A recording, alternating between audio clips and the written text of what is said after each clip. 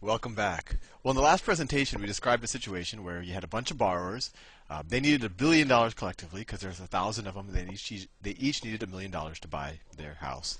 And they borrowed the money essentially from a special purpose entity. I mean, they borrowed it from their local mortgage broker who then sold it to a bank or to an investment bank who created the special purpose entity. And then they IPO'd the special purpose entity and raised the money from people who bought the mortgage-backed securities. But essentially what happened is the investors in the mortgage-backed securities provided the money to the special purpose entity to essentially loan to the borrowers. And then the reason why we call it a security is because not only are these people getting this 10% a year, but if they want to, let's say that you had one of these mortgage-backed securities and you paid $1,000 for it, and you're getting this 10% a year, but then all of a sudden you think that that the whole mortgage industry is about to collapse, a bunch of people are going to default, and you want out. If you just gave someone a loan, there'd be no way to get out. You'd have to sell that loan to someone else. But if you have a mortgage-backed security, you could actually trade the security with someone else, and they might pay you, who knows, they might pay you more than $1,000, they might pay you less, but there'll be some type of a market in the security, so you could have what you could call liquidity. Liquidity just means that I have this security and I can sell it. I could trade it, just like I could trade a share of IBM or I could trade a share of Microsoft. But like we said before, this security, in order to place a value on it, you have to do some type of analysis of what you think it's worth, or what you think this real yield or this real the real interest will be after you take into account people prepaying their mortgage, people defaulting on their mortgage, and other things like short-term interest rates, et cetera, et cetera. And there's only maybe a small group of people who are sophisticated enough to be able to figure that out, to make some type of models, and who knows if even they're sophisticated enough. So now there might be another investor here. Let me make my pen tool work. There might be a whole other class of investors. Where is the pen? There might be a whole other class of investors. Let me draw here. Say this guy, he would love to kind of invest in securities, but he thinks this is too risky. He'd be willing to take a lower return, but as long as he was allowed to invest in less risky investments. Maybe by law, maybe he's a pension fund or he's some type of a mutual fund that's forced to invest in something of a certain grade. And say that there's another investor here. Oh, I don't know why my pen keeps changing. And he thinks that this is boring, 9–10%. Who cares about that? He wants to see bigger and bigger returns. And there's no way for him to invest in this security and to get better returns. So now we're going to take this mortgage-backed security and introduce one step further, kind of a permutation, or I guess a derivative of what this is. And that's all what derivatives are. You've probably heard the term derivatives, and people do a lot of hand waving saying, oh, it's a more complicated form of security. All a derivative means is you take one type of asset and you slice and dice it in a way to spread the risk or whatever, and so you create a derivative asset. It's derived from the original asset. So let's see how we could use the same asset pool, the same pool of loans, and satisfy all of these people. Satisfy this guy who wants maybe a lower return but lower risk, and this guy who's being willing to take a little bit higher risk in exchange for higher return. So now in this situation, we have the same borrowers. They borrowed $1 billion collectively, right? Because there's 1,000 of them, et cetera, et cetera. And there's still a special purpose entity, but now instead of just slicing up the special purpose entity a million ways, what we're going to do is we're going to split it up first into three, what we could call tranches. A tranche is just a bucket, if you will, of the asset. And what we're going to call the three tranches: equity, mezzanine, and senior. And these are the things that these are the words that are commonly used in this industry. Senior just means these people, if this entity were to lose money, these people get their money back first. So it's the least risk out of all of the tranches. Mezzanine, that just means next level or middle, and these guys are someplace in between. They have a little bit more risk, but they still get and they get a little bit more reward than senior, but they have less risk than this equity tranche. Equity tranche, these are the people who first lose money. Let's say some of these borrowers start defaulting. It all comes out of the equity tranche. So that's what protects the senior tranche and the mezzanine tranche from defaults. So in this situation, what we did is we raised, out of the $1 billion we needed, we raised $400 million from the senior tranche, $300 million from the mezzanine tranche, and then $300 million from the equity tranche. The $400 million senior tranche we raised from 1,000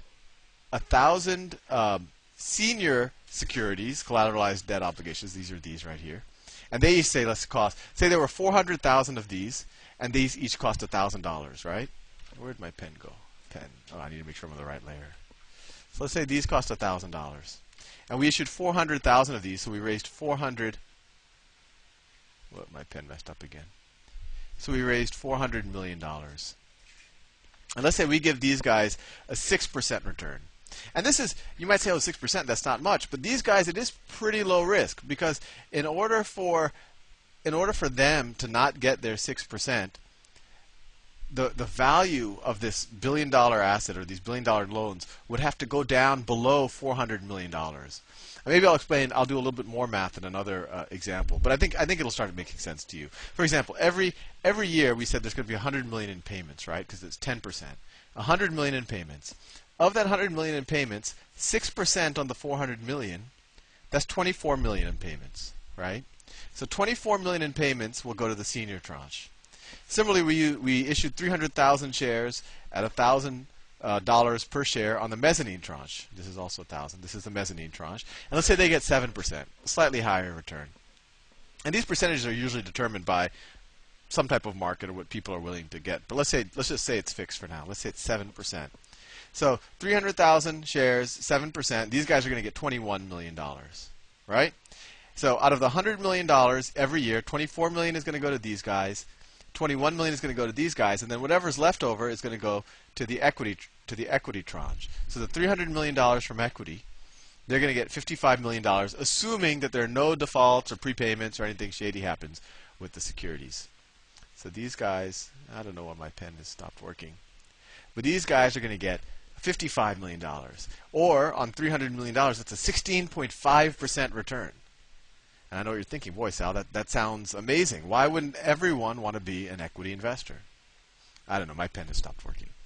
But anyway, I'll try to move on without my pen. So you're saying, why wouldn't everyone want to be an equity investor? Well, let me ask you a question. What happens if 10%, let's go to that scenario where we talked before, that 20% of the borrowers just say, you know what, I can't pay this mortgage anymore. I'm going to hand you back the keys to these houses. And of that 20%, you only get a 50% return. So for each of those $1 million houses, you're only able to sell it for $500,000. So then, instead of getting 100 million per year, you're only going to get 90 million per year. I wish I could use my pen. Something about my computer has frozen. So instead of $100 million a year, you're now only going to get $90 million a year, right? And all of a sudden, these guys are not going to be cut off from. This guy's still going to get 24 million. This guy's still going to get 21 million. But now this guy's going to get $45 million. So he already got, but he's still getting an above average yield. Now let's say it gets even worse. Let's say a bunch of borrowers start defaulting on their loans, and instead of getting $100 million or $90 million per year, you start only getting $50 million in per year. Now you pay this guy 24 million, you pay this guy 21 million, or this group of guys or gals 21 million, and then all you have left is 5 million for this guy. And 5 million on $300 million, now he's getting, it's like less than a 2% return.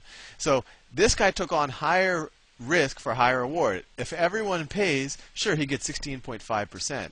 But then if you start having a lot of defaults, if let's say the return on what you get every month goes in half, this guy takes the entire hit, so his return goes to 0%. So you had higher risk, higher reward, while these guys get untouched. Of course, if enough people start defaulting, even these people start to get hurt.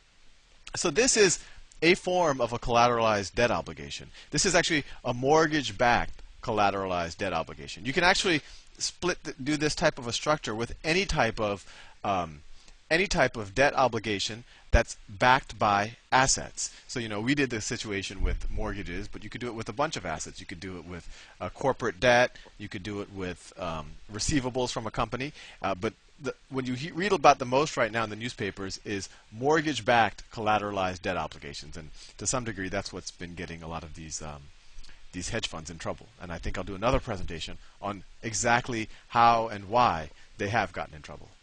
Look forward to talking to you soon.